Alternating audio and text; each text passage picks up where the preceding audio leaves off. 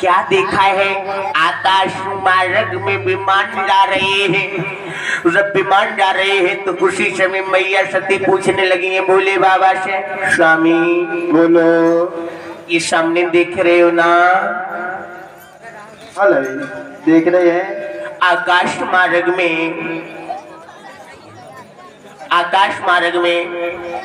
जो फर फर उड़ते हुए विमान जा रहे हैं, ये विमान जो जा रहे हैं कहाँ जा रहे हैं? तुम्हें नहीं पता? हमें नहीं मालूम है। तुम्हारे पिता प्रजापति ने यज्ञ रचा है, ये विमान वही जा रहे हैं। जवाब दिया है भगवान भोले बाबा ने, तुम्हारे पिता दक्ष प्रजापति ने अपने यहाँ पर अनुष्ठान रचा है और उस अनुष्ठान में जा रहे हैं। उसी समय मैया सती बोली है कि हे भगवान, अगर हमारे पिता ने अनुष्ठान रचा है और अगर ये सब निमंत्रण में देवता लोग जा रहे हैं तो हमें क्यों नहीं बुलाया है? बोली है। आज मैया सती बोली है,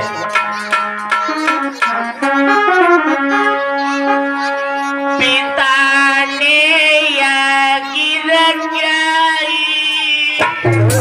अगर हमारे पिता ने अनुष्ठान रचा है तो हमें क्यों नहीं बुलाया? मैया सती बोली भोले बाबा से, पिता ने रचाई और मैं ना बुलाई तार, पिता ने रचाई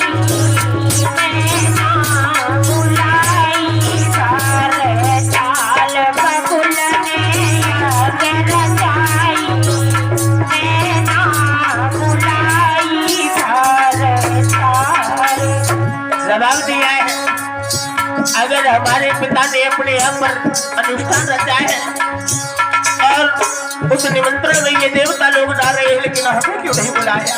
मैया सती बोली है, भगवान भूतनाथ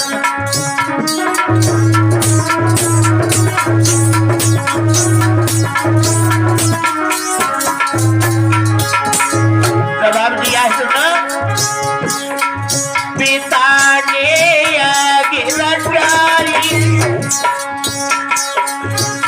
बबुल ने रचाई,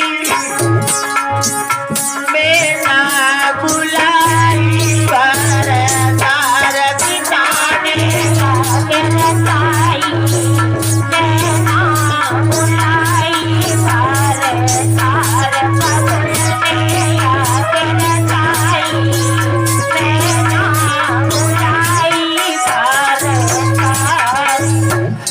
अगर हमारे दक्ष प्रजापति जो हमारे पिता हैं, उन्होंने यज्ञ रचाया है और ये 11 मुद्रा स्त्री माने प्रदीप भैया जो ये पुलंजरा रहने वाले हैं भैया जी कर कमलों से दान हुए हैं, अगर हमारे पिता ने यज्ञ रचाया है तो हमें क्यों नहीं बुलाया है?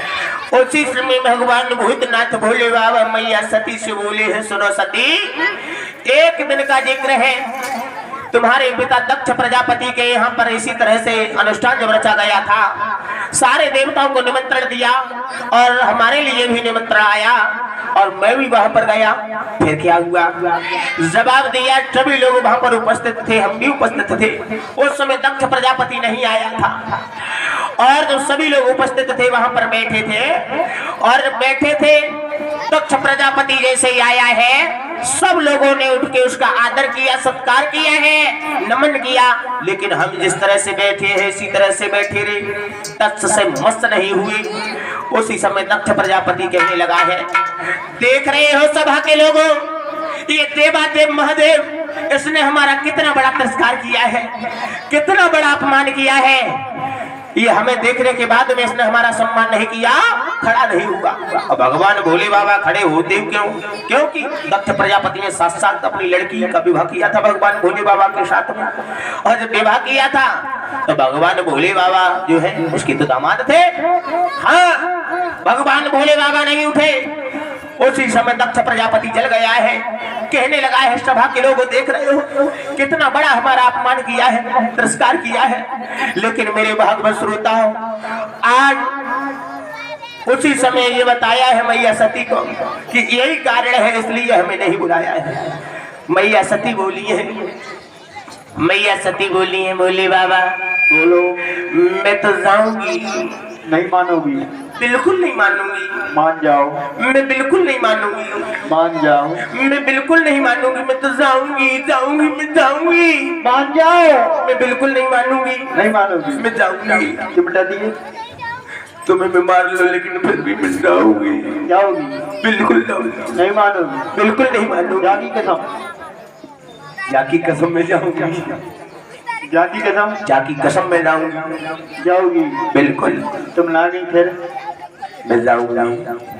मैं तुम्हारे हाथ जोड़ूंगी लेकिन मैं जाऊंगी। मेरे भैया भगवान भोले बाबा ने ये कहा है सती जाओ, अगर तुम जिद कर रही हो तो जाओ, चली जाओ। तुम्हारे साथ में अच्छा नहीं होगा, तुम्हारे साथ में अच्छा नहीं होगा और तुम्हारे साथ में अच्छा नहीं होगा। ध्यान रखना भैया, जो स्त्री अपने पति से छल और कपट जो बात नहीं मानती है वो 7 जन्म तक अधोगति में भटकती रहती है। आज मैया सती कहने लगी मैं बिल्कुल नहीं मानूंगी, मैं अवश्य जाऊंगी। मैया सती वहां से चली।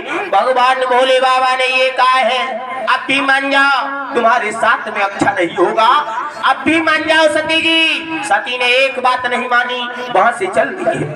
भगवान भोले बाबा ने 2 गढ़ पीछे से भेज दिए हैं, जाओ अगर सती को कोई बात हो तो तुम हमें सूचना दे देना। आज 2 गढ़ पीछे से चली है, मैया सती आगे चली है और जैसे ही जाए के पहुंची है कहा अपने पिता दक्ष प्रजापति के यहाँ।